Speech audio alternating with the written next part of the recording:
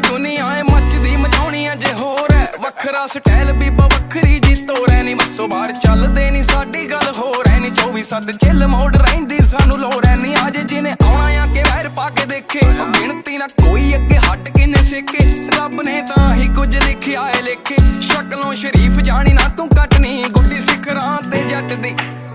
ਉਤੋਂ ਜੱਟ ਤੂੜਾ ਪੱਟਣੀ ਵੇਖ ਦੁਨੀਆ ਏ ਮੱਚਦੀ ਚੱਲ ਪੜ ਜਾਂਦਾ